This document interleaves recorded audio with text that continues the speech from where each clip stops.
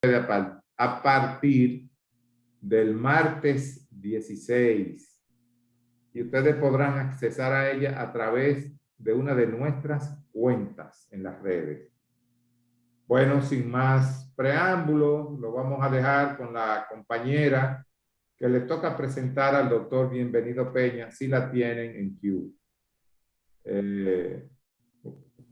Perfecto. El Movimiento Médico Dr. Tejada Florentino se complace en presentar este ciclo de conferencias sobre examen de residencias médicas. Hemos seleccionado para el mismo un conjunto de maestros de la más alta calidad docente, conocedores de la dinámica del cuarto nivel o posgrado de la República Dominicana. Esta noche nos complace presentar al doctor Bienvenido Peña, quien es cirujano general, torácico y cardiovascular, profesor de grado y de posgrado de la Universidad Central del Este, profesor jubilado de la Universidad Autónoma de Santo Domingo, en donde fungió como monitor, profesor, coordinador de cátedra y director de la Escuela de Ciencias Morfológicas. A nivel público, el maestro Peña ha ostentado el cargo de médico ayudante de cirugía torácica del Hospital Dr. Darío Contreras. Es jefe de servicio de cirugía torácica del Hospital Salvador B. Gautier y hasta hace poco fue nuestro director de la Escuela de Residencias Médicas y viceministro de Salud. En docencia y posgrado es coordinador de la Residencia de Cirugía General del Centro Médico UCE, coordinador de Anatomía y Embriología hasta el año 2017, profesor de Residencia de Cirugía y Neumología del Hospital Salvador B. Gautier y profesor de Cirugía General e Imagenología del Centro Médico UCE. Esta noche, el maestro Peña nos tratará la conferencia titulada Visión actual de los reglamentos de residencias médicas. Sin más preámbulo, les dejamos con el doctor Bienvenido Peña, esperando que esta ponencia sea del agrado de todos ustedes y que contribuya al enriquecimiento de su acervo. Muchísimas gracias. Bienvenido, doctor Peña. Bienvenido, los micrófonos son suyos. Sí, buenas noches. ¿Me escuchan? Sí, se escucha. Bueno, el doctor Seneca, presidente del movimiento, doctor Tejada Florentino, por invitarme y felicitarlo, orientadoras para todos los médicos que pretenden concursar. Yo voy a tratar el tema de visión actual de los reglamentos de residencias médicas, porque la reglamentación es fundamental para todo este proceso de formación de una especialidad como la que pretenden los médicos que están conectados con nosotros. Y yo les auguro suerte a todos ustedes y que reclamen sus derechos. Asimismo, que cumplan con los deberes de todo médico dominicano en términos del humanismo y la compasión.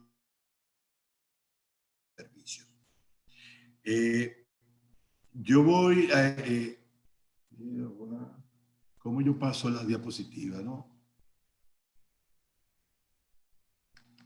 Ok. Fíjense, yo fui de residencia médica bajo la gestión del doctor Rafael Sánchez Cárdenas, quien es un compañero de estudio. El doctor Sánchez Cárdenas fungió varios años, casi una década, como viceministro de salud del MESIT.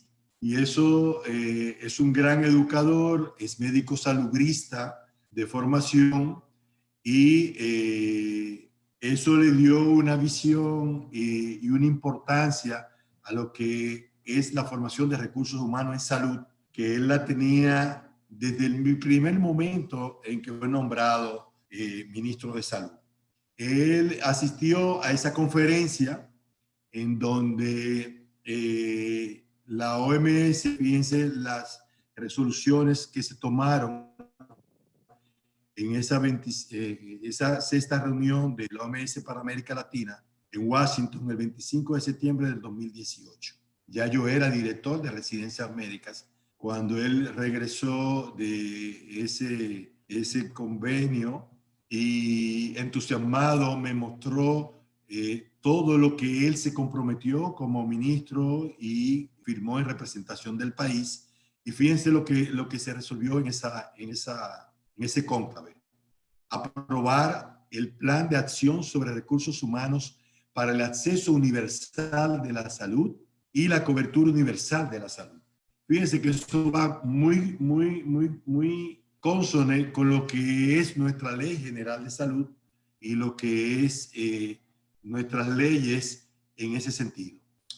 Y como plan número 2, solicitar a la directora, esto se refiere a la directora de OPS, que apoye técnicamente a los Estados miembros a fin de fortalecer las capacidades de información para los recursos humanos, para la salud, que contribuyan a la implementación del plan y el cumplimiento de sus objetivos.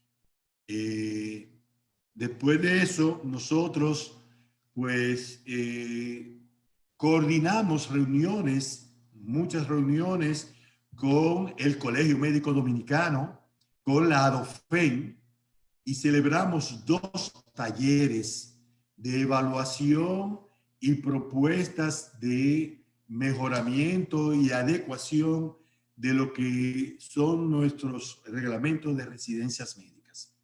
Todo eso lo hicimos durante el año 2019 fundamentalmente, y no pudimos concluir la modificación porque lo íbamos a hacer luego que hiciéramos, aparte de esos 2 talleres, una investigación que todo lo que nosotros conocemos como debilidades de nuestro sistema de salud, debíamos tener la evidencia científica de eso.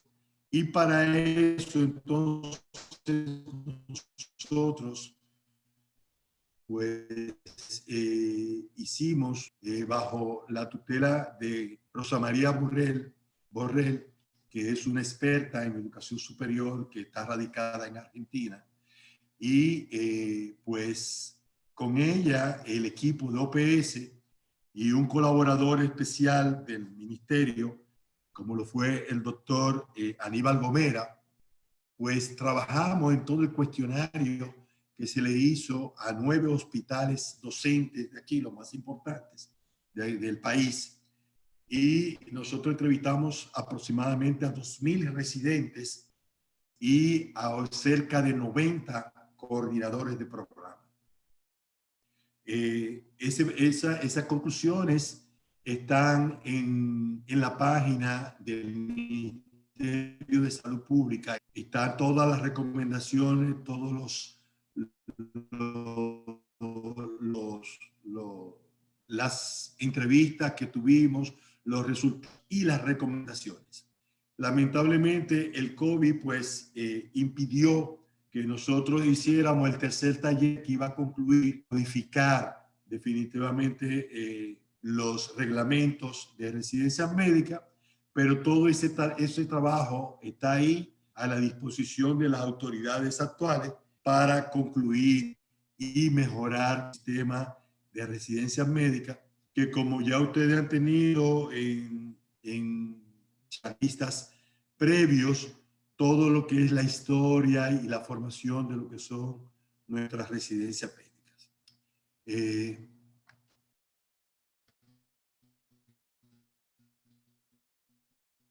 Entonces, en la resolución 026 del 2014, estableció jurídicamente que el Sistema Nacional de Salud estará basado en el primer nivel como puerta de entrada de la atención y a su vez será articulada y coordinada entre los diferentes niveles y redes asistenciales. Por su parte, el Ministerio de Salud Pública, el rector, es el responsable de desarrollar la normativa necesaria para la definición y adecuación del modelo individual y colectiva a partir de estas premisas. Fíjense cómo entonces el sistema del Ministerio de Salud Pública, que es el rector del sistema, pues es el responsable de lo que es la formación de recursos humanos a futuro y tiene que ver con todo lo que es las competencias y todo eso. Fíjense, nosotros tenemos muchas debilidades en nuestro sistema de salud con relación a residencia médica, y lo principal es que no tenemos planificación con relación a lo que son los recursos humanos que vamos a tener o vamos a necesitar en los próximos 5 a 10 años. Es una debilidad que hemos venido arrastrando por años, porque cuando comenzaron las residencias médicas en los hospitales, como ya se dijo, se priorizó lo que eran las residencias de ginecología y obstetricia debido a la gran mortalidad materno-infantil que nosotros todavía al día de hoy venimos arrastrando, a pesar de que tenemos en número una saturación de esas dos especialidades de ginecología y en pediatría. Y a pesar de eso, nosotros pues seguimos abriendo plazas como si nosotros necesitáramos todavía formar especialistas en esas áreas que están saturadas, y que eso hace que sirvan de ser empleados y explotados por el sector privado, los especialistas en estas dos áreas. Pues bien, nosotros debemos preguntarnos qué están haciendo las instituciones educativas, llámese universidades, que son las que avalan los diferentes programas que esas universidades, sometieron como programa de acción al Ministerio de Educación Superior, Ciencia y Tecnología. ¿Están estas instituciones educativas contribuyendo a la labor docente? ¿Están contribuyendo a una evaluación correcta? ¿Y están contribuyendo a dar o a obtener el perfil de egresados que ellos tienen plasmado en sus programas? Estado de salud a través del servicio de salud pública, evaluando la calidad de ese proceso de enseñanza-aprendizaje de residencias médicas que deben llevar las universidades, y está el Ministerio de Salud Pública midiendo las competencias de estos médicos especialistas para luego contratarlos o luego darles el aval para que puedan ejercer esa especialidad.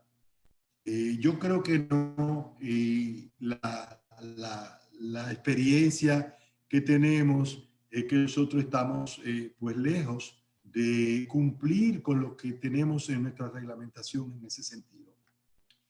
El examen nacional único de residencias médicas, que es la puerta o el requisito fundamental para entrar a concursar a un programa de residencias médicas. Nosotros, el ministerio, no controla dicho examen, dicha evaluación. Nosotros, el ministerio tampoco, pues tiene injerencia directa sobre este examen, que es fundamental para los estudiantes, los médicos que van a ingresar.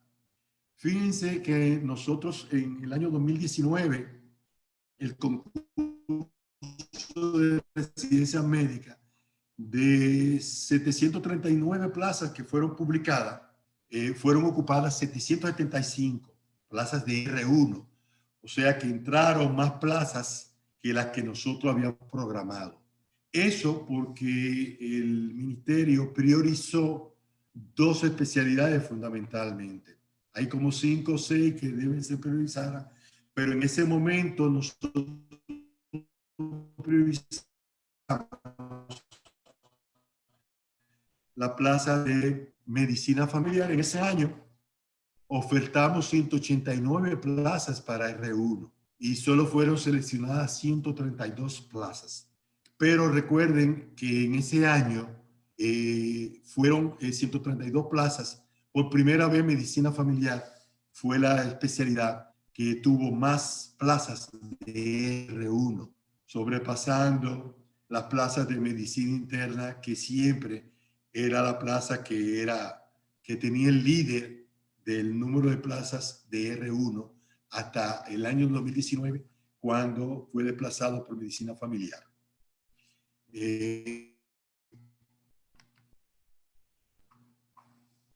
Nosotros tenemos una gran debilidad y es que no tenemos información científica sobre los recursos humanos que tenemos en las diferentes regiones.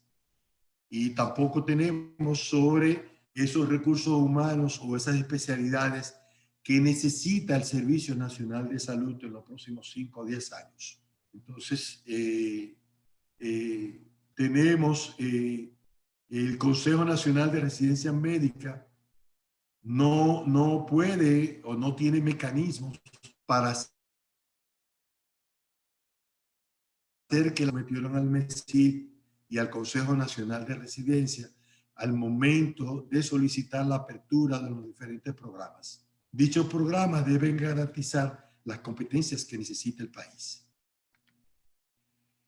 Esta residencia de medicina familiar, nosotros pues pusimos mucho empeño en mejorar su calidad en esos periodos.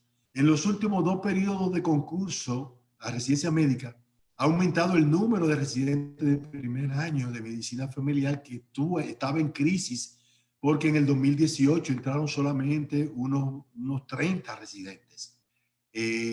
También ha aumentado el número de plazas ofertadas. Aunque logramos establecer un programa único para todas las universidades, no logramos incorporar dichos residentes a sus respectivas comunidades porque las autoridades de los hospitales y algunos docentes insisten en mantener los residentes de medicina familiar en los hospitales como si esto fuera una especialidad clínica. Y eso se ha venido perpetuando porque eso se tergiversó desde el inicio y ponen a los residentes de medicina familiar a hacer rotaciones en las ciencias básicas que se repiten y se repiten utilizando estos residentes como una mano de obra barata.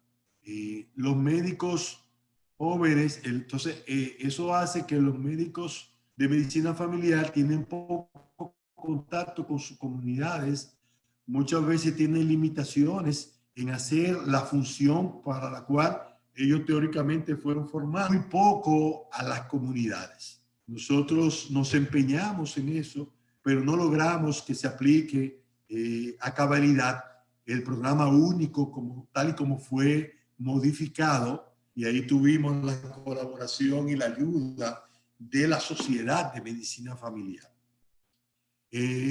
Muchos médicos jóvenes no quieren hacer la especialidad de medicina familiar porque no identifican posibilidades de promoción y desarrollo profesional y la perciben como un techo que no le permite hacer otra especialidad ya cuando concluyan esta que dura pues 3 años de especialidad.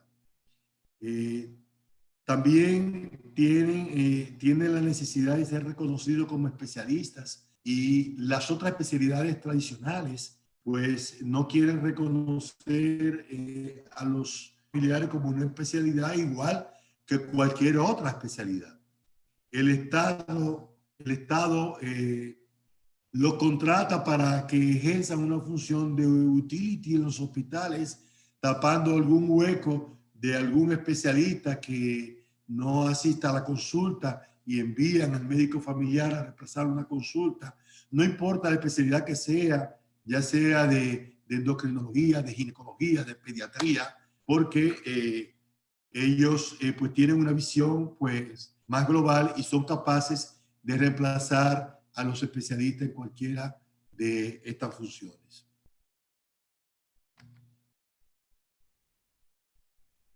En una ocasión, la doctora Moronta pues se quejó a través de la Sociedad Dominicana de Medicina Familiar, que en ese entonces era la presidenta, y todavía sigue siendo la presidenta porque fue reelecta recientemente para beneficio de los médicos familiares y de la sociedad dominicana y de todos nosotros. Pues las ARS no reconoce el ejercicio de medicina familiar y comunitaria como una especialidad y se han negado a darle pues, los códigos para que le paguen una consulta igual que cualquier otro especialista. Eso la doctora pues ha tratado y ha luchado para que sea reconocido. Pues fíjense, tenemos retos y desafíos. El reto es planificar. Nosotros tenemos que saber qué queremos, hacia dónde vamos. Debemos programar para cumplir las expectativas de las necesidades sociales que tenemos en términos de salud, y debemos controlar la formación de recursos humanos en salud para que esos recursos humanos no sean explotados por el sector privado y que puedan ejercer con dignidad su profesión. Debemos fortalecer la rectoría y la relación institucional entre el Ministerio de Salud Pública y el Servicio Nacional de Salud. Recuerden que aunque el rector es el Ministerio de Salud Pública, quien les paga a los residentes en nómina es el Servicio Nacional de Salud. Y el Servicio Nacional de Salud pues le paga a algunos docentes una suma irrisoria de 5,000 pesos mensuales a los profesores de las residencias médicas, y a los coordinadores le paga 7,000 y a los gerentes de enseñanza 10,000. Pero tenemos hospitales, grandes hospitales, como el Salvador B. Gautier, en los cuales los docentes no recibimos ningún tipo de pago por el Servicio Nacional de Salud. El Hospital Gautier, el Instituto Dermatológico tampoco recibe ninguna remuneración. Los hospitales militares tampoco reciben remuneración. Y cuando yo era director de residencia médica, el licenciado Chanel Rosa, quien era en ese entonces el director ejecutivo del servicio, me dijo que el problema es que eran muchos los docentes y que él entendía que él no debía ni siquiera pagarle a ninguno porque él no era universidad, y si los residentes le pagan a las universidades para que le den docencia, y las universidades son las que deben contratar a los profesores de residencia médica para pagar. Incluso se llegó a plantear la posibilidad de eliminar el pago completamente. Trataron que no fuera factible eso. Pero tenemos esa debilidad, y es que las universidades no reconocen a los profesores de posgrado como profesores de su institución, y como no lo reconocen, tampoco le pagan. El Colegio Médico ha hecho varios intentos de presionar para que se haga de manera transparente el vínculo que debe haber entre los profesores de residencias médicas y las universidades que avalan dichos programas, porque muchas veces esas universidades no se enteran absolutamente de nada de lo que pasa, no participan en la escogencia de los residentes, no participan en la permanencia como residentes, no participan en la evaluación de los residentes, y tampoco participan en la evaluación final, y simplemente cuando esos profesores le envían las calificaciones y las promociones, ellos la aceptan como muy válido de un personal que ellos no lo controlan, no le pagan, y eso ha traído y ocasiona muchos problemas en las residencias médicas. Ya esto es el ingreso como prerequisito de algunas subespecialidades. Eso vamos a volver en esto cuando tengamos en la parte más posterior, que vamos a hablar de las propuestas. Tenemos como reto comprometer a las universidades, principalmente la estatal, que es la que debe dar el ejemplo, a redefinir su responsabilidad social y su compromiso con el país, adecuando los perfiles de profesionales a las necesidades de salud de la población. Además, las universidades deben supervisar el cumplimiento de los diferentes programas de residencias médicas. También tenemos como reto comprometer a las universidades a incluir en sus programas de residencias médicas la planilla de programación del personal docente en cada módulo o índice con un presupuesto, tal y como ellas lo hacen en las maestrías y en los diplomados. Eso es importante. Pues nosotros, pues yo le dije, como le dije, con la OPS, la doctora Rosa María Borrell como coordinadora, pues hicimos un estudio detallado de evaluación de residencias médicas en República Dominicana, con la colaboración del doctor Héctor Eusebio, como parte del MESI, el doctor Aníbal Gomera, como colaborador y asesor de salud pública, la doctora Ibelice Porte, la doctora Esther Rivas, que colaboró representando el Servicio Nacional de Salud. Esto era el personal de la OPS, la doctora Alma Morales, que era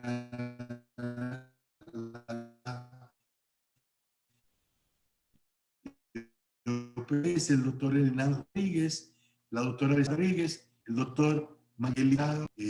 Pues nosotros sabemos que después de 5 décadas los problemas sustantivos y desbordada de planteamientos en defensa de las tradiciones jerárquicas hospitalarias, o una cultura que podría tratarse como resistente a los desafíos de un mundo global, comunicado, acelerado e incierto.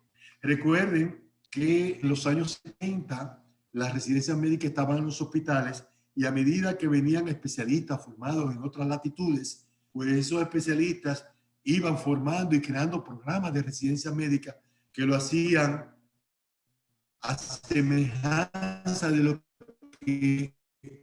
Bienvenido, revise el bienvenido, revise el micrófono. Bienvenido, revise el micrófono. Sí, estoy buscando.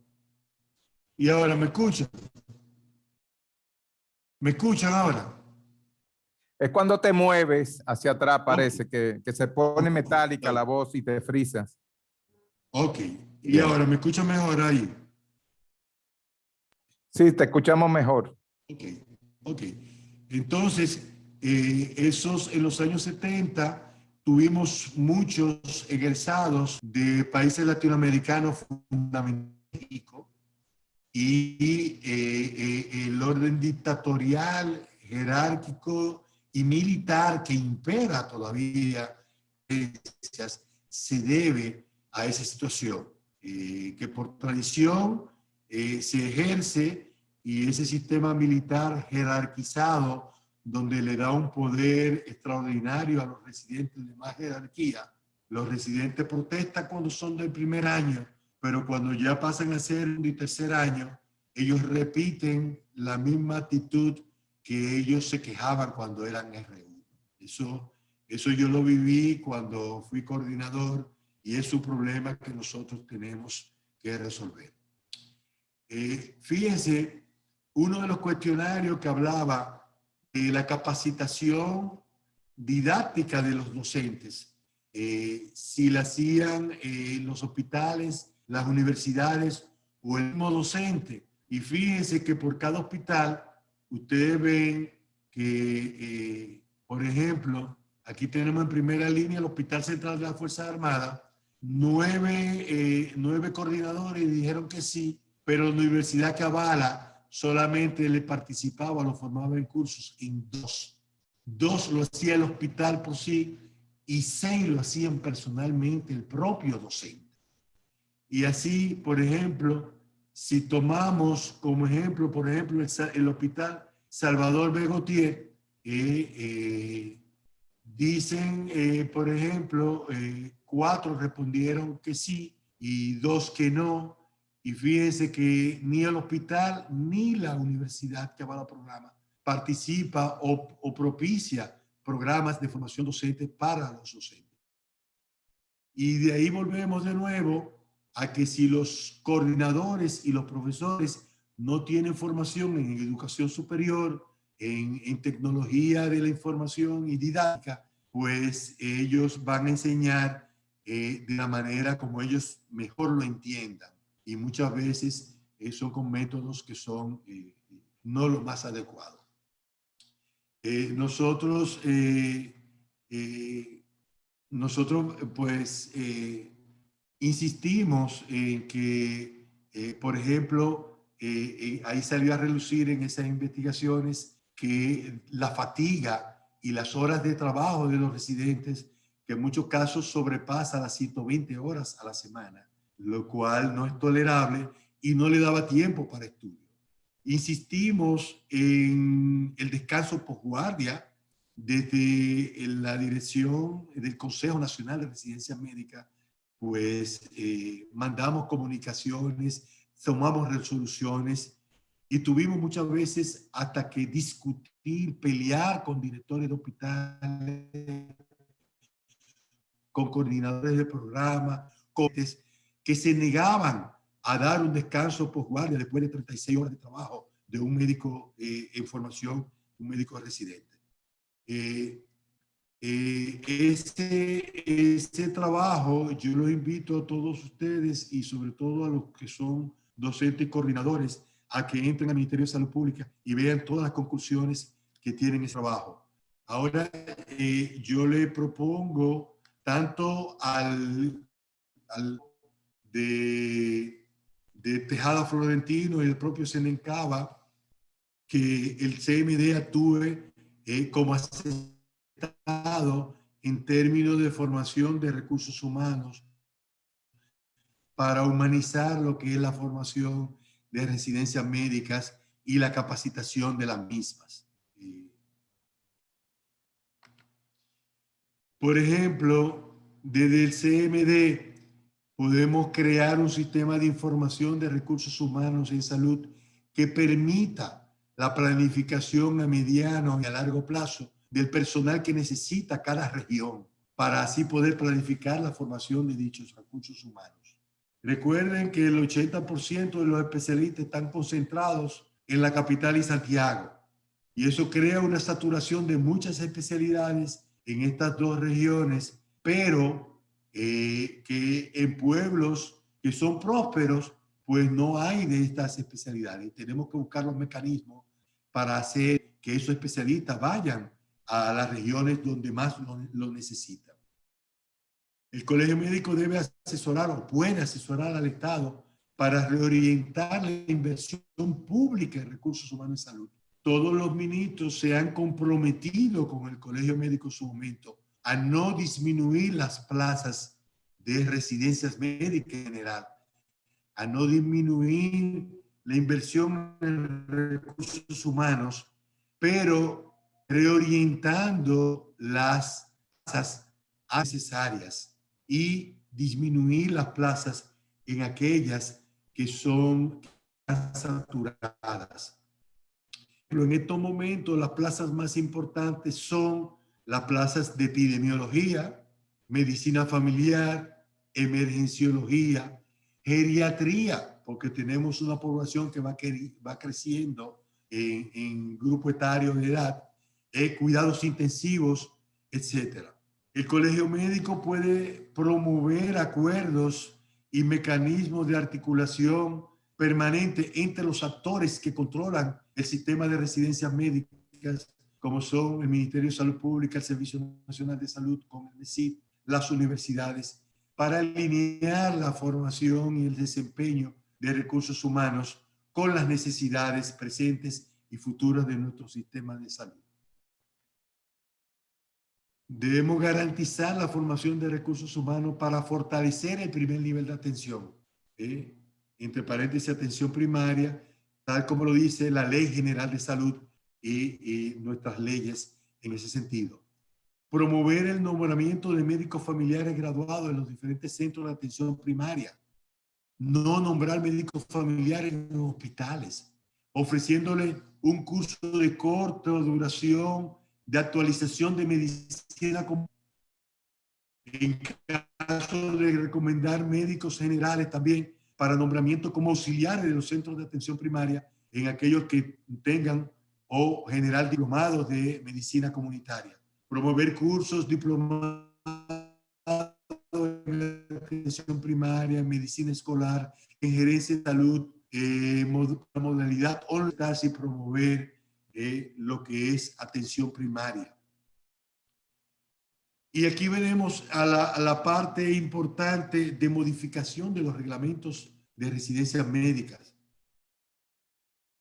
Cambio de estatus, dejar de ser obreros con beca estudio, que se garanticen todos los beneficios que tienen hasta ahora laborales del hospital, y esa reforma laboral prohíba el castigo con horas de trabajo. Señores, hay jefes de team de determinada especialidad y hospitalizada, que cuando le falta un R2 porque está enfermo o porque está en vacaciones, sancionan uno de lo que no está de guardia ese día para tener el team completo. Le buscan cualquier falta y se te queda de guardia hoy, y así tienen el team completo. Eso es una aberración que debemos nosotros eliminarla, por tanto. En la modificación del reglamento, unificar todos los programas de la misma especialidad para que todos sean evaluados con la misma vara. No importa el hospital donde esté, que los egresados del Morgan y del Mocoso Puello, del Padre Villini y del Centro Médico UCE tengan la misma evaluación.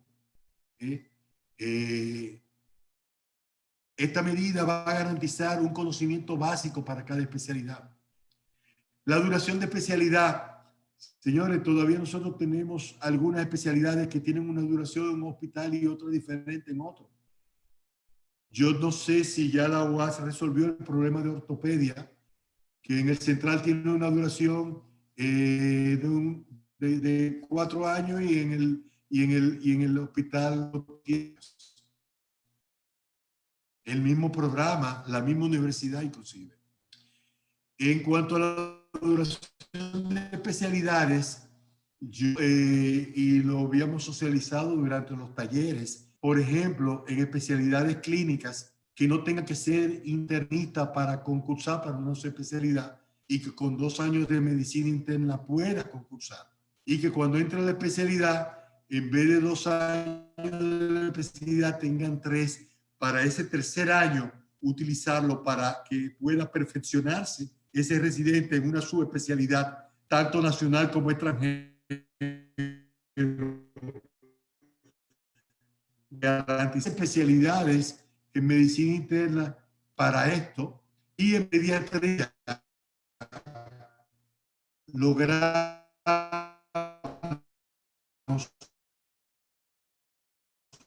o perfilamos que tampoco tengan que ser pediatras, y en 2 años identificamos 13 subespecialidades con esta característica. Eso tiene que modificarse a nivel reglamentario,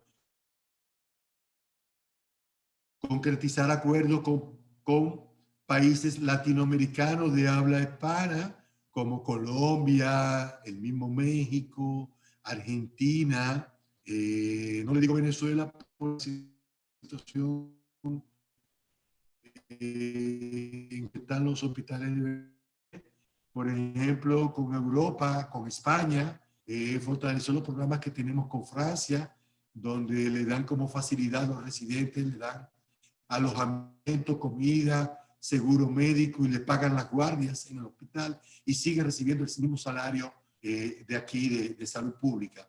Y tienen que hacer entonces sus especialidades en ese sentido.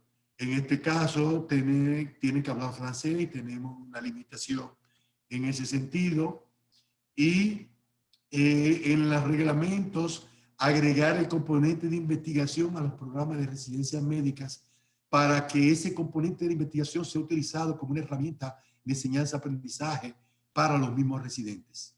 Aprobar que las universidades cambien sus programas de residencias que están basados en objetivos hacia una formación de especialistas basado en competencias, y así nosotros podemos saber cuáles son las competencias que necesita un cirujano para ser promovido de R1 a R2, de R2 a R3, y nosotros podemos tener elementos más fehacientes y más palpables de evaluación y al final las universidades podrían garantizar que un cirujano tenga las competencias del programa que ellos diseñaron y sometieron al MESID para su establecimiento. Establecer programas de beca estudios con criterios claros para una segunda especialidad, tanto a nivel local como en el extranjero. Yo quiero dejar esto aquí para las preguntas, la participación, y muchas gracias, y vamos a ver si respondemos a las preguntas de cada uno de ustedes. Senen.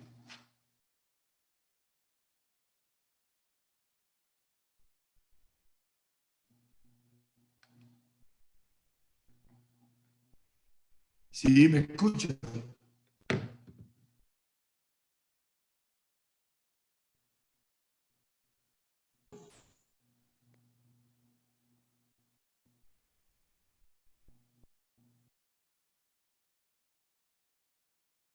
Senen, ¿me escucha, Senen?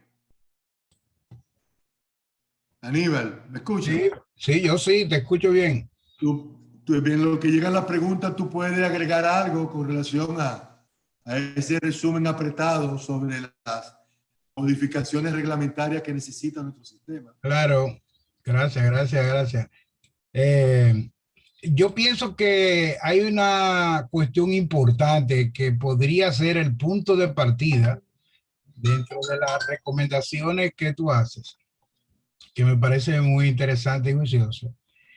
Y está dirigida fundamentalmente a las universidades. Por ejemplo, todas las instituciones de educación superior que avalan programas de residencias médicas no son miembros del Consejo de Enseñanza en los diversos hospitales. Por lo tanto, y eso se contempla dentro de los reglamentos actuales que se produjo durante la pasada gestión del profesor Rafael, que era el ministro, y tú como director de la unidad de residencias médicas. Yo pienso que hasta que eso no ocurra, que las universidades designen un representante de cada institución de educación superior, es el primer paso, comenzando con la crisis que se avecina con el asunto de las evaluaciones hospitalarias. Como conversábamos ya anteriormente, la actividad que se llama entrevista es un proceso de carácter académico. No es un proceso, no es un problema de carácter laboral.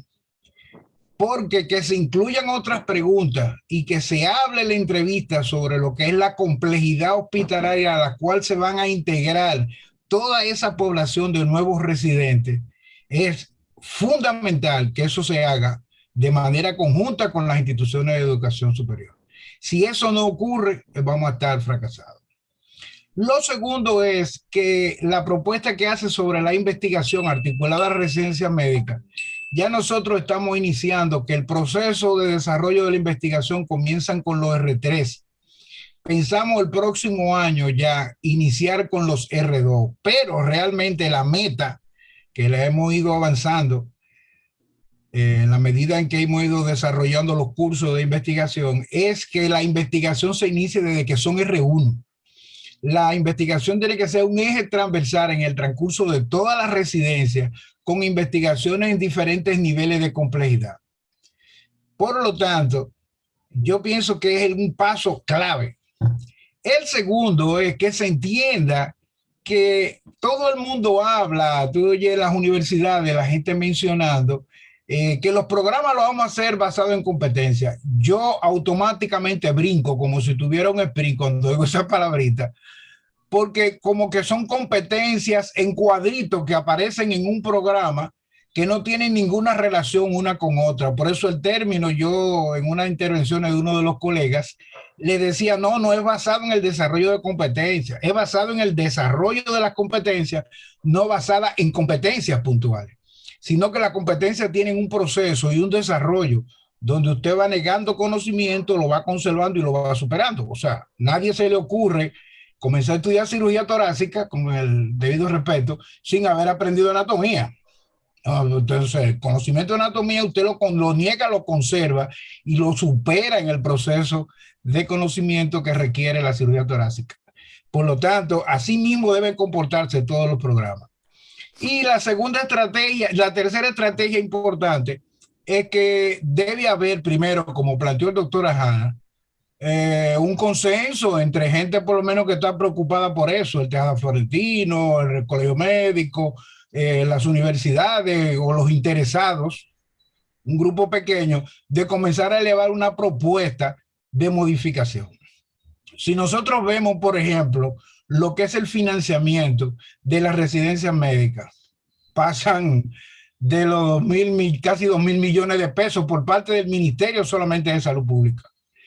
Y lo que reciben las universidades del presupuesto que pagan los residentes está en la friolera suma de 64 millones por año. Reciben 5.300.000 y algo, que fue la tabulación que hicimos para el periodo 2019-2020, mensual de todas las residencias, y anual 64.700 millones de pesos. Es realmente desastroso lo que uno ve. Pero hay fondos suficientes para promover un buen desarrollo, un buen proceso de formación y capacitación como el que tú planteas, hacia lo que son los profesores de las residencias médicas. A los profesores hay que pagarle, a los coordinadores también. Yo pienso que deben ser asumidos. Y debe haber un representante permanente de la institución superior como miembro con voz y voto, como establece la propuesta de reglamento que se construyó, para que participe dentro de eso. Todavía hay muchísimas indefiniciones que todavía no se agotan, pero yo pienso que estamos sobre la marcha. Yo pienso que hay muchas cosas. Todavía se sigue enseñando como se aprendió. Hay que revisar la forma de contratación, lo que tú mencionabas del cuerpo profesoral, que no tiene sentimiento de pertenencia a ninguna de las instituciones de educación superior. No se siente ni vinculado, ni atado, ni nada de eso. Hay que reorganizar el procedimiento de selección, de admisión y de registro de las residencias. Y eso está contemplado en el marco de la normativa de cada institución y lo establece la ley 139-01, además del reglamento del nivel de posgrado de las instituciones de educación superior. Los cambios que se han propuesto ahora, yo lo considero de carácter populistas.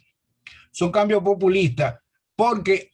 ¿A cuál cambio tú te refieres? A los cambios que le hicieron al examen nacional de residencia, de que todo el mundo entre, que no importa la calificación. Eso no va a ocurrir. Aunque todo el mundo vaya y se entreviste, en la entrevista se selecciona al que tuvo mejor calificación y acumule más puntos.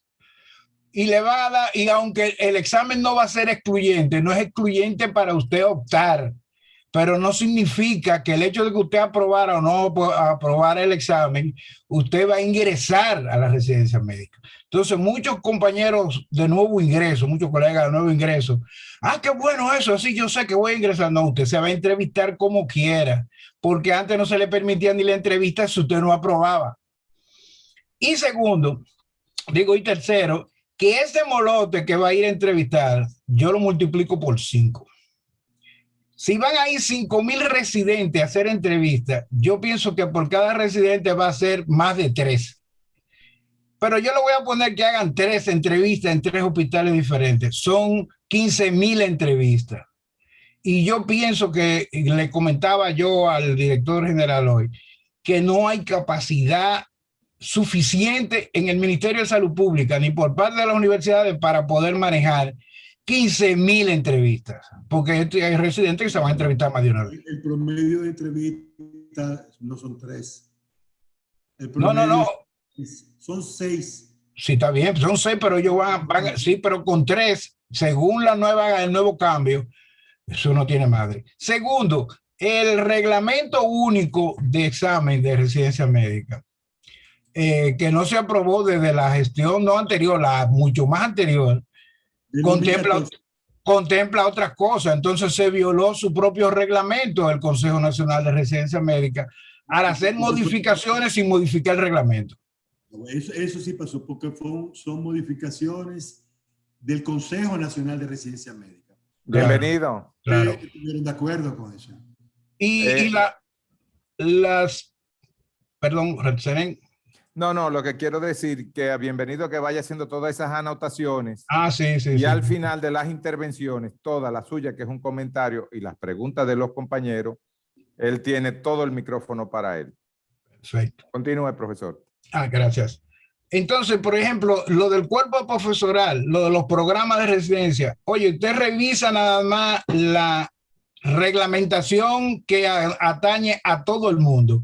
Y yo lo mencioné ayer, violan de manera rampante el reglamento de posgrado del Ministerio de Educación Superior, Ciencia y Tecnología. Se viola el reglamento de posgrado, se violan los reglamentos de posgrado particulares de muchas de las instituciones de educación superior. Entonces, eso es un elemento que puede utilizarse para hacer una buena revisión y crear estrategias para modificar esta situación.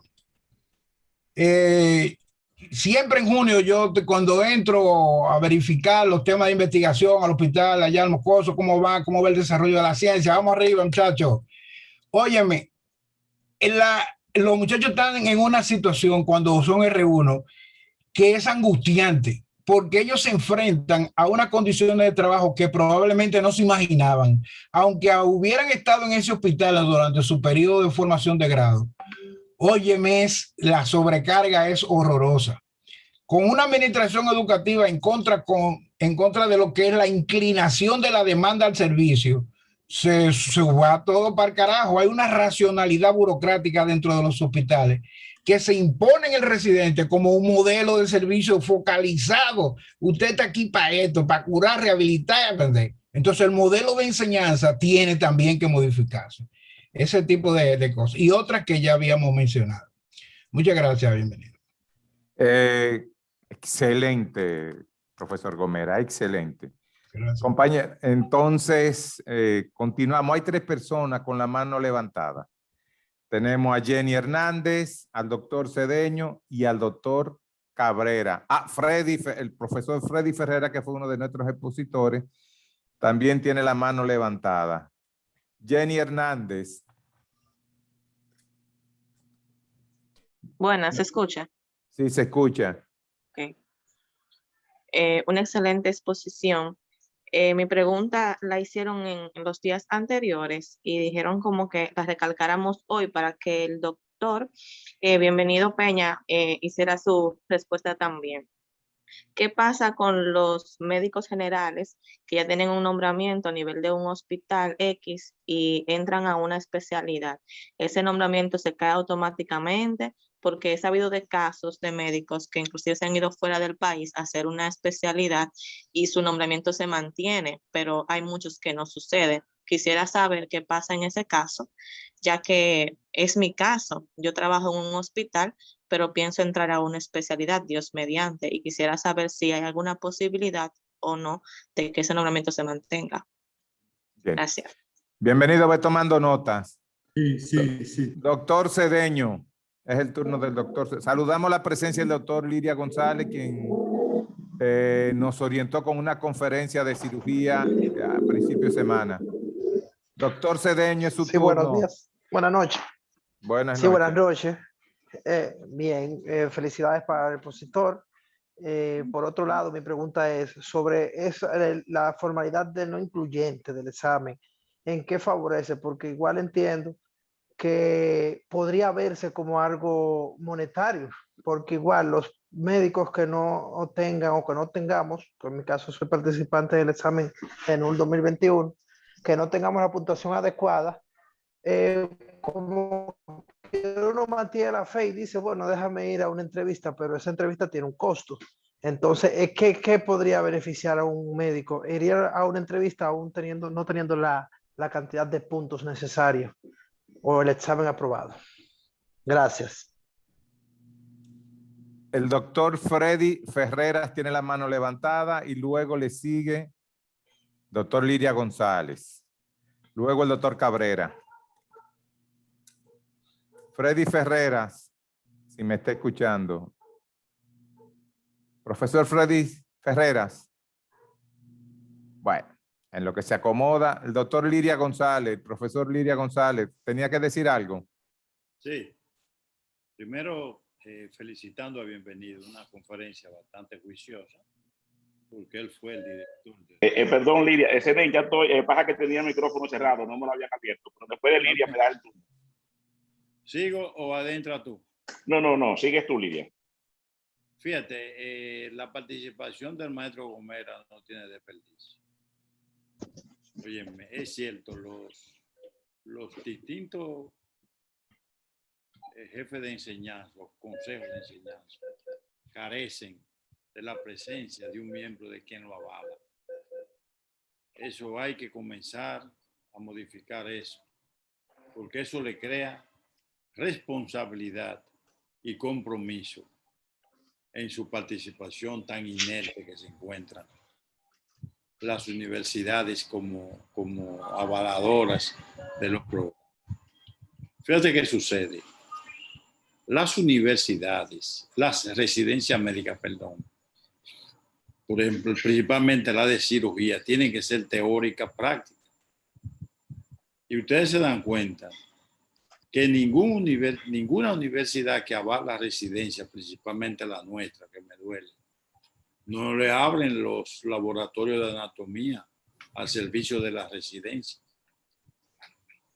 El único centro de práctica de anatomía lo tenía el antiguo hospital Luis Eduardo Aibar, que ahí iban Padre Villini, íbamos con su pueblo a practicar los sábados, porque podíamos conseguir un cadáver, pero eso fue demolido, no existe. Entonces, en residencia quirúrgica, la universidad tiene que aportar con su instituto de anatomía, que la tienen todas, para que los residentes vayan a hacer esa práctica de anatomía. Por último, bienvenido a aquel curso que hicimos de transformación de un nuevo reglamento. Llegó a concluirse formalmente porque ahí hubo buenas propuestas y buenos planteamientos que podía reorientar y organizar más las residencias médicas. Buenas noches. Doctor Freddy Ferreras. Gracias, Zenén. Bueno, primero buenas noches a todos, saludar a mis directos amigos, mi asesor de tesis, Gomera, Gomera, que no le gustará que lo diga, ¿verdad? Porque van a calcular los años. Y a los demás, al conferencista, lógicamente, felicitarlo por la conferencia. Miren, lo que yo voy a decir realmente me duele un poco, porque tal vez voy a tener que decir cosas que no quiero decir de mi propia universidad, la que yo amo, la que me debo, que es la Universidad Autónoma de Santo Domingo, pero realmente todos los problemas que vemos a nivel de lo que son las modificaciones necesarias en los reglamentos ocurren porque las residencias comenzaron al revés. Aquí todas las residencias del país comenzaron siendo residencias hospitalarias que se las debíamos a la buena voluntad de muchísima gente que una vez vino formado de otros países, quiso dar la oportunidad a los cientos de médicos dominicanos para que también se formaran en el país. Las residencias las universidades no participaron en el primer momento, pero no participan y tenemos que ser nosotros, tenemos que ser autocríticos. Es que las universidades no participan. Y comenzando por nuestra universidad, donde la persona que dirige residencias médicas no tiene necesariamente que ser un técnico. Lamentablemente esos puestos en la universidad son parte de los negocios para llevar rectores y llevar autoridades. Son de los puestos que se negocian en la universidad, que no se hace realmente un real concurso. Y la estructura del Departamento de Residencias Médicas en la universidad, que debía estar ligado, no solamente, debe estar ligado, si es posible, incluso con lo que es el pregrado a nivel de las investigaciones. La universidad de aquí no tiene un departamento de investigaciones. Casi ninguna tienen investigadores pagados por la universidad, formados por las universidades, que sirvan de modelo y que sirvan de guía para hacer las investigaciones hospitalarias y las investigaciones que deben llevar los programas de residencias médicas en todos. Entonces, aún las universidades estén participando ahora, pero la participación más bien la están haciendo de manera mecánica. La están haciendo como manera de acceder incluso muchas veces a fondos internacionales, sobre todo a las universidades privadas que avalan residencias, pero están totalmente ausentes totalmente ausente. Yo tengo años que estoy coordinando la residencia médica de manera directa o indirecta, la mía. Pero yo estoy en un hospital del cual yo tengo más de 30 años en el hospital y entré como residente del primer año y yo nunca vi a una universidad que se acercó ni se ha acercado en los últimos 30 años para ser parte del proceso de formación de los recursos humanos en el país. No tienen la manera. La UAS tiene un departamento de universidad médica que tiene un coordinador y tiene 4 empleados, cada uno por cada área. Hay un subcoordinador de medicina interna, hay un subcoordinador de cirugía, uno de pediatría y uno de ginecología. Pero esa es toda la plantilla que tiene el departamento de residencias médicas en la UAS. Y tiene una empleada administrativa que es realmente la que dirige el proceso, porque es la que conoce real y cabalmente el proceso de las residencias médicas. Entonces, así no podemos hablar de que las universidades puedan estar presentes. Eso es soñar, Aníbal. Con todo el planteamiento, y te respeto muchísimo, y lo asumo, es soñar de eso. Las universidades no nos asumen a nosotros, los que somos profesores de residencia médica, como que somos profesores a menos que yo no dé en el pregrado, la universidad a mí no me tiene dentro de sus profesores del posgrado. Entonces no hay manera de que yo me sienta vinculado con la universidad siendo yo director o coordinador de un programa de residencias médicas. Y no es que no se lo han dicho, porque yo me he encargado de decirlo en los organismos que he estado. Yo me he encargado de pelear mucho eso en el subconsejo de medicina, en los 10 años que yo estuve allí.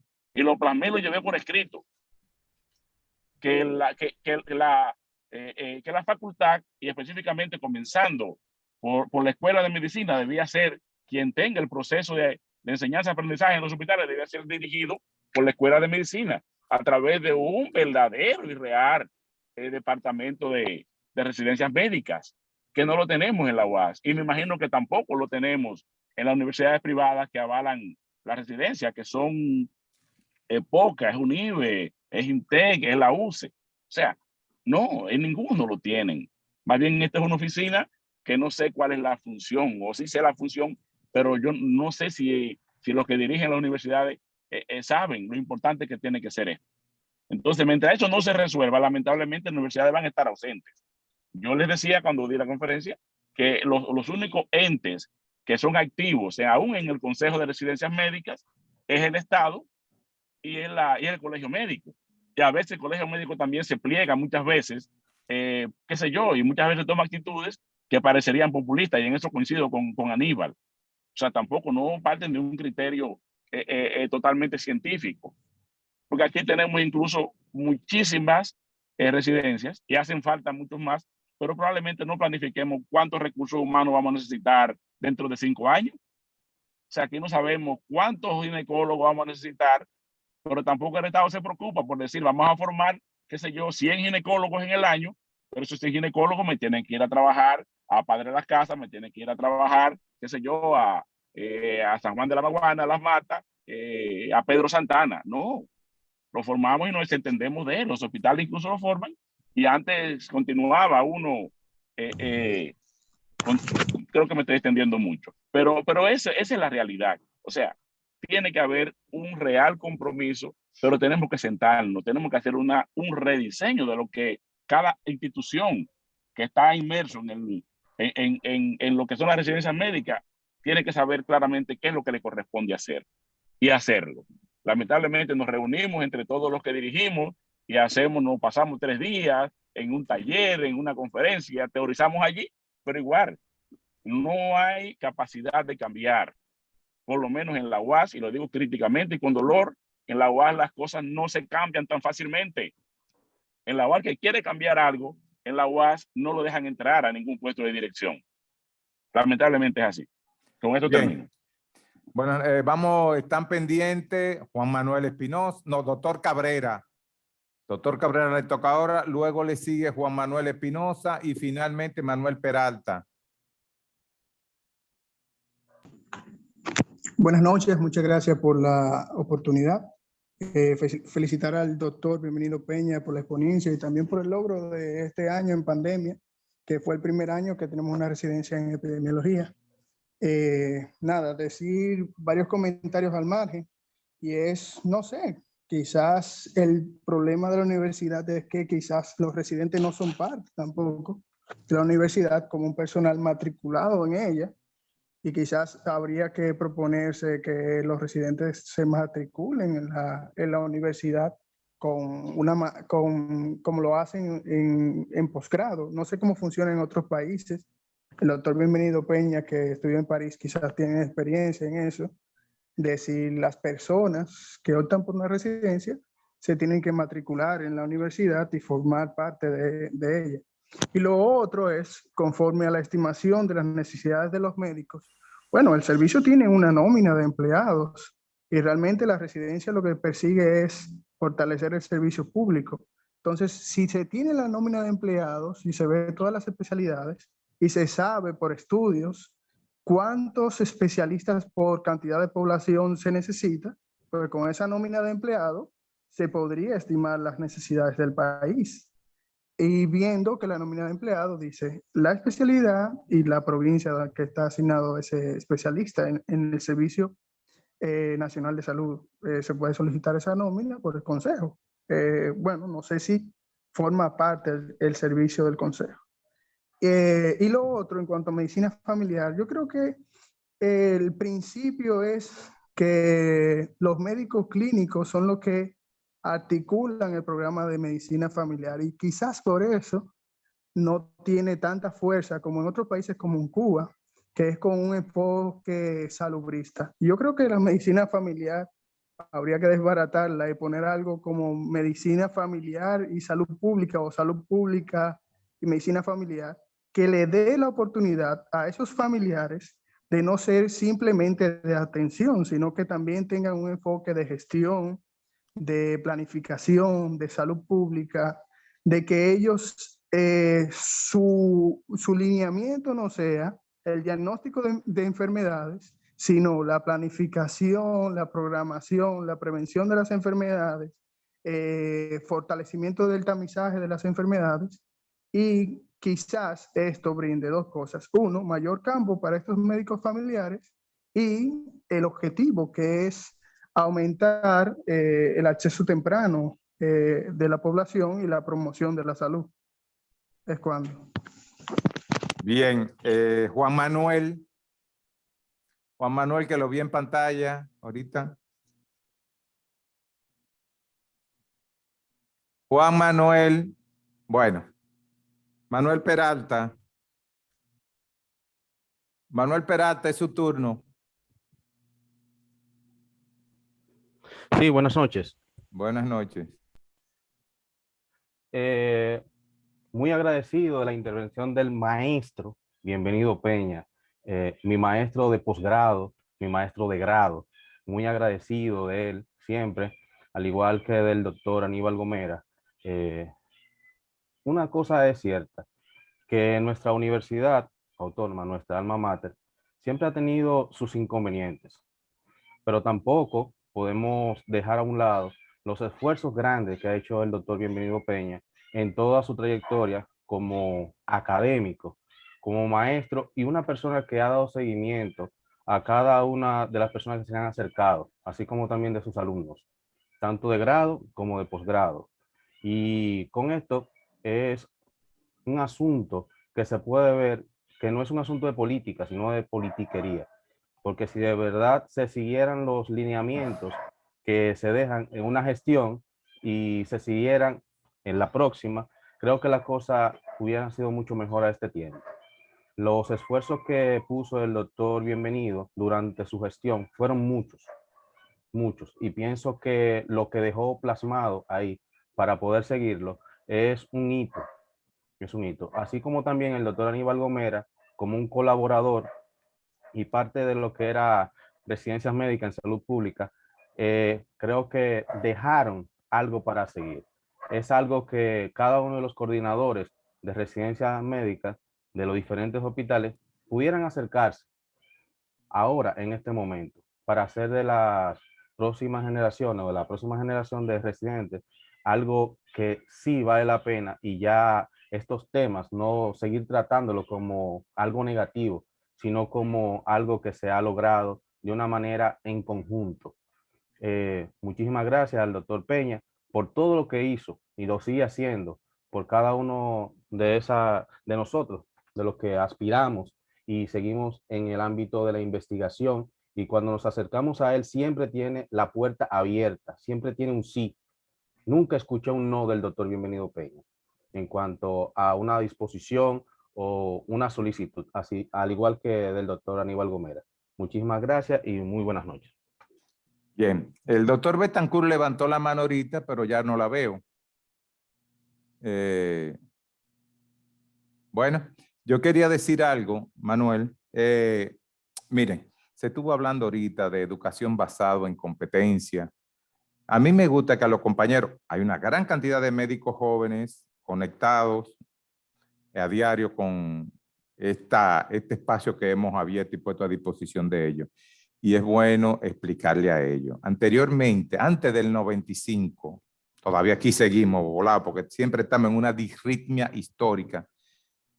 En el mundo, la educación que se implementaba era la educación tradicional. Un profesor, así con toda la pomposidad, se paraba en el centro de un salón y disertaba y daba una conferencia que se le solía llamar magistral. 1 hora hablando de todo lo que él sabía y un auditorio que pacientemente lo escuchaba o posiblemente estaba sentado ahí, quizá lo estaba viendo, pero tenía la cabeza en su casa pensando que se le quedó el celular, pensando que se le quedó la cartera, pensando en algún problema, pero ya no le estaba escuchando.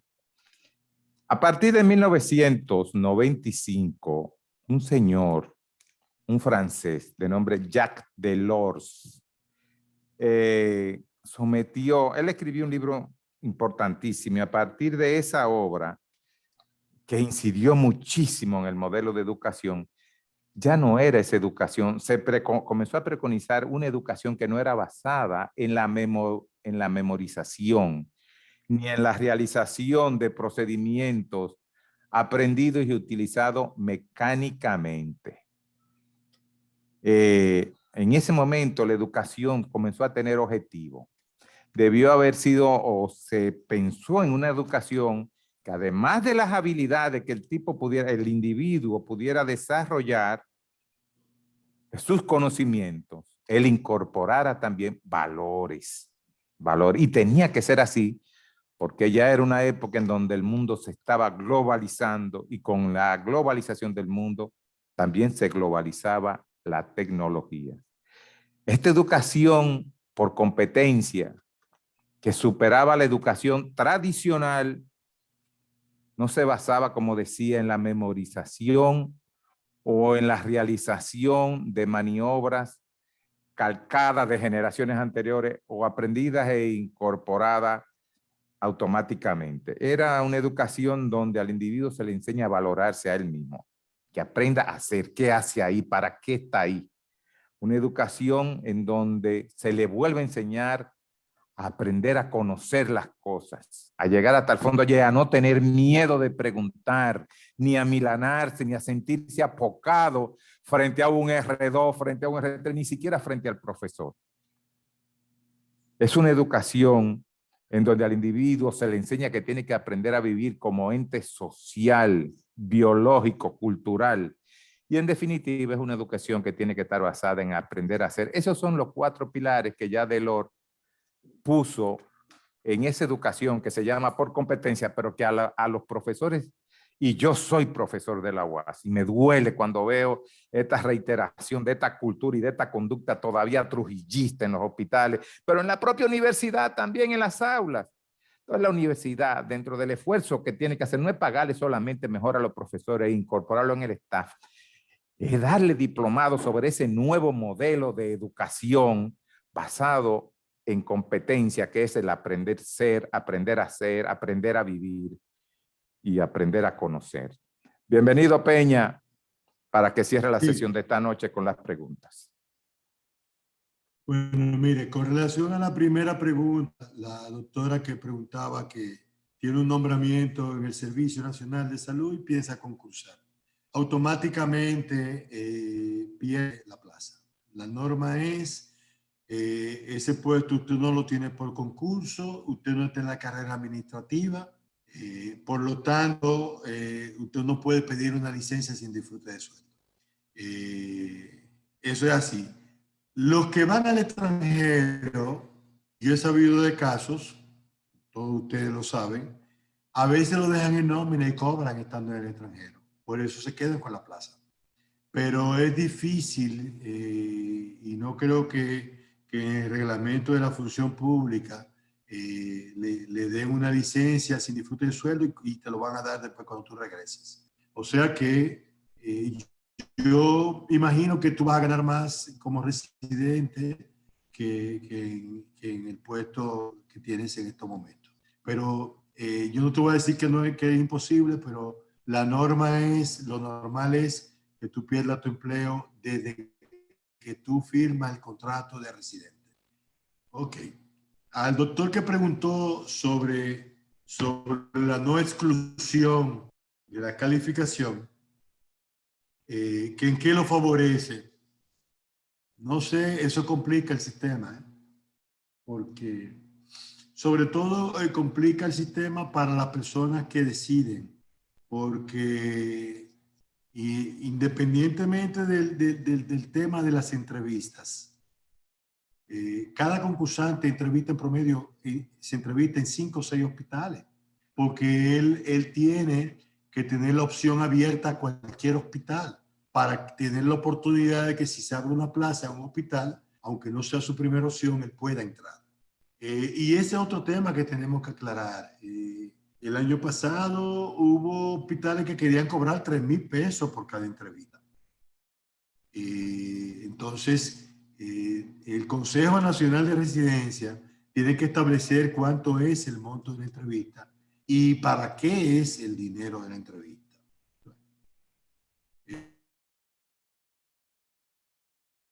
El problema más importante es, y le doy el consejo, exijan transparencia en el proceso, señores.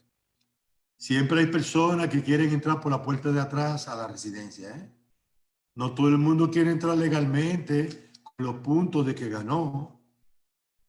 Y aquí entonces, todos los que son compañeritos de un partido de X o que creen que son amigos de un coordinador, de un jefe de enseñanza o del director de residencias médicas pueden entrar. Antes, si no tenían la nota, no más de 65, ellos ni siquiera lo intentaban. Ahora el 100% del participante va a intentar entrar. Por eso es que tenemos que hacer y crear un mecanismo que sea bien transparente para que no crear frustraciones ni protestas. Por eso yo publicaba todas las calificaciones y el orden de cada uno. Y el que yo protestaba, yo le sacaba esa lista. Mira, búscate ahí. Y cuando venían políticos donde mí para que le nombrara a alguien, yo le decía, ¿y cuánto tienen con mejor calificación tú? Si yo te pongo una plaquita de eso, te van a botar del hospital y me voy a desacreditar yo. Pero eso es porque yo publicaba esa nota, publicara. A veces algunos coordinadores. Pero no importa. Yo creo que lo que es igual de ventaja, lo que usted debe reclamar es transparencia en el proceso de selección y que la calificación, el puntaje que sacó cada quien que se publique para usted saber quién le ganó a usted y quién merece tener una plaquita primero que usted o en un hospital donde usted seleccionó. Eso para los gerentes de enseñanza, mientras más personas concursan, más dinero recibe el gerente de enseñanza. Yo creo que eso es lo único. Y también el ministerio recibe 1.500 pesos por cada uno de los participantes. Que de hecho, yo implanté que la gente no pagara en efectivo y pagara el nombre de una cuenta única solo del Ministerio de Salud Pública. Y logramos que el año pasado la UA permitiera que pagaran en cualquier banco de reserva. Porque en el 2019 todavía, tú hacías una fila de las 5 de la mañana hasta las 2 de la tarde en la universidad. Y a veces cuando te tocaba tu turno, te faltaban 10, cerraban la puerta de la universidad y decían, no, ven mañana, y ya se acabó esto. El año pasado, yo logré que por pandemia se aprobara que tú pagues en un banco de reserva a nombre de una cuenta y tú te quedas con tu recibo. Y ese es tu certificado de pago. Yo espero que este año lo sigan haciendo así. Entonces, Liria, con relación a los reglamentos, nosotros hicimos 2 talleres y Aníbal Gomera es el que era el relator que tiene las conclusiones de esos 3 talleres. Y con un solo taller, si buscamos los mismos actores, yo creo que con un solo taller se modifican los reglamentos. Y muchas de esas propuestas que yo presenté hoy son productos de las mesas de trabajo que se hicieron con los gerentes de enseñanza, con los representantes de las universidades, que todas participaron en esos talleres. O sea que lo que hay que hacer es voluntad. Lo que pasa es que estamos ahora en pandemia y en vacunación y parece que no hay espacio para otras cosas, pero yo creo que debemos ya abocarnos a recuperar todo ese trabajo que se hicieron en esos talleres de residencia médica. Freddy, la ausencia de las universidades, fíjate, en esos talleres hubo personas que plantearon hacer como en España. En España es el único país de Europa donde los títulos de especialidades no los dan las universidades, la da el Estado. El Ministerio de Sanidad de España es quien certifica quién es especialista y quién no. Sacaron a las universidades simplemente. Pasaba en España lo mismo que pasa aquí. Yo no soy tan radical porque yo lo que creo es que es el MESI que tiene que exigirle a las universidades. La planilla de profesores. Usted quiere un programa de X especialidad, dígame los profesores que usted le va a pagar, quiénes están ahí, y que le pague a los profesores. Eso es. El tema del financiamiento de una residencia médica es un tema importante que debemos nosotros pues plantearnos. Y la otra es lo de un hospital docente. Nosotros tuvimos varias reuniones en donde participó Mauro Canario, donde participó Héctor Eusebio, el mismo Aníbal Gómez, sobre lo que es la definición de un hospital docente. Y también en esa, con otra reunión, se concluye y se pone lo que es un hospital docente también. El doctor Cabrera, que habló sobre que quizás con la nómina de empleados del Servicio Nacional de Salud se puede saber. Yo también lo creía que era fácil y que con esa nómina se sabía. Pues mira, en la nómina la mayoría de los médicos especialistas están nombrados con una ficha y un nombramiento de médico general, porque así el sistema le paga menos a un general que a un especialista. Entonces no sabemos cuántos especialistas hay nombrados en el sistema, porque más de un 20% están nombrados con una ficha que el nombramiento es de médico general y son especialistas. Gracias al doctor Peralta por esas palabras. Eso es lo que hace que nos compromete más a seguir tratando de aportar nuestro conocimiento y nuestro trabajo para la mejoría de todos y para la mejoría del sistema de salud. Yo creo que respondí a todas las intervenciones que hicieron. Si hay alguna otra. Bienvenido. Alguien preguntaba que cuánto se recolectó el año pasado. Más o menos. Nosotros como salud pública. No, el modelo. Tú manejas cuánto el sistema. Bueno, de salud pública, ¿cuánto se colectó? Para los concursos. Sí. Bueno, concursaron 1.400, multiplica 1.400 por 1.500, estimado, más o menos. Bueno, está bien. Tenía entendido que eran 4.000 y pico, casi 5.000 que habían concursado. Pero te voy a decir algo, más de 4 millones de pesos. Porque debemos sumarle a eso que recolectamos por lo que pagaron los residentes para la entrevista. Casi 3.4 millones de pesos que la Universidad Autónoma le dio al Ministerio a Residencia Médica por el concepto del Examen Nacional Único de Residencias. Y de eso nos hemos montado un curso con la Universidad Miguel Hernández, una maestría, un nanomáster en investigación para todos los coordinadores de residencia médica gratuito. Y dejamos incluso la autorización de pago hecha en residencias médicas. Y hasta donde yo tengo entendido, eso se ha parado. ¿Por qué? Porque nosotros entendíamos que si el coordinador de la residencia no tiene nociones concretas y acabadas sobre lo que es una investigación clínica, él no podrá orientar a los residentes a investigaciones. Además de que nosotros queríamos, como decía Gomera, incorporar las investigaciones desde que es R1 como un método de enseñanza-aprendizaje en la investigación. Y recursos hay. Incluso nosotros pagamos con esos fondos un curso de simulación al parto para todos los R1 de ginecología y obstetricia del país. Y eso nos costó casi $1 millón de pesos. Y los residentes son R2 hoy. Hay que escuchar el testimonio de esos residentes que ya tenían 3,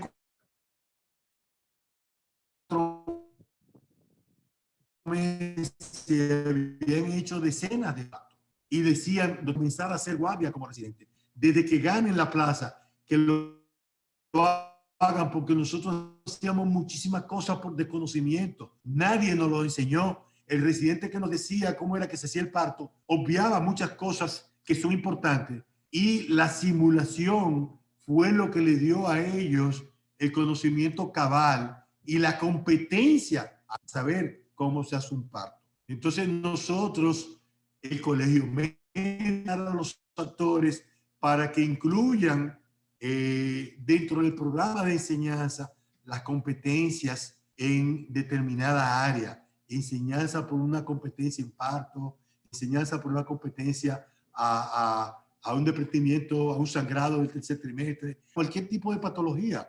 Y eso pues va a fortalecer la formación de nuestros residentes y a mejorar el sistema de salud nuestro. Bueno, muchísimas gracias. Muchísimas gracias, doctor. Bienvenido, Peña. Muchos conocimientos vertidos esta noche. El próximo lunes tendremos con nosotros al doctor Jorge Hanna, pasado vicerrector, es una persona que ha estado vinculada mucho a medicina, ha sido decano, en fin. El doctor Hanna tiene un compromiso grande porque el doctor Hanna tiene que responder en muchas de estas preguntas y de inquietudes, pero él está dispuesto. Yo hablé con él. Inclusive se está convirtiendo en un mediador para ver si logramos salir de estos atascos que hay en el examen único de residencias médicas. Como colegio médico, si me tocare la suerte de dirigirlo, o la dicha o la gloria de volver a dirigir el colegio médico, estamos compelidos. Hay que comenzar a cambiar esto. Yo no digo que lo voy a cambiar. Apelo a lo que decía Eduardo Galeano, el inmenso escritor uruguayo, autor de Las venas abiertas de América Latina. Una vez le preguntaron que si él creía en las utopías. Y él dijo, bueno, si te paras frente al mar y comienzas a caminar hacia el horizonte, hacia la línea que divide el mar del cielo, cuando llegue allí tú dices, pero bueno, yo creía que aquí estaba la línea. No llegué al horizonte. Posiblemente no hemos llegado al horizonte, pero si miramos hacia atrás veremos el gran trecho que hemos caminado. Y a pesar de todo, yo creo que seguimos caminando en pos de esa utopía. Yo entiendo que en una gestión nuestra, y no estoy haciendo demagogia porque no me gusta hablar de eso, pero pienso que hay que tomar ya el toro por los cuernos. Hay que tomar el toro por los cuernos, no podemos seguir todos los años navegando ni empantanándonos. Este examen no puede seguir, no puede el año que viene tener los problemas que ha tenido ahora, máximo cuando la universidad recibe mucho dinero. No puede volver a pasar esto. Y los profesores no pueden seguir siendo ninguneados como están siendo hasta este momento por ninguna de las universidades. No podemos seguir dando clases por una actitud cuasi filantropistas, porque nos gusta dar clases. No, señor, pero eso no es así. La universidad tiene que asumir compromisos con los profesores y los profesores con los residentes. Y esa Oficina Nacional de Residencias Médicas tiene que modernizarse. Tiene que modernizarse en todos los sentidos. Tiene que implementar programas basados en competencias como la que yo hablo, pero basados en competencias para los propios residentes y para los propios profesores. Yo asumo un compromiso solemne con esa situación, con la academia y con la ciencia. Pasen buenas noches y nos vemos el lunes.